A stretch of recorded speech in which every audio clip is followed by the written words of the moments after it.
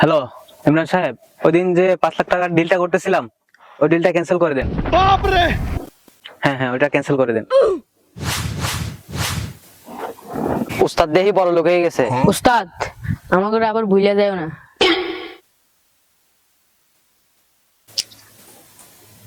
দেখি Elon Musk.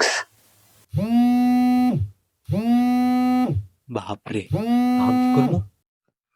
গোলামের ঘরে গোলাম, 5 কেজি আলু আনতে তোর কতক্ষণ লাগে? কোন সময় পাঠাইছি 5 কেজি আলু আনতি?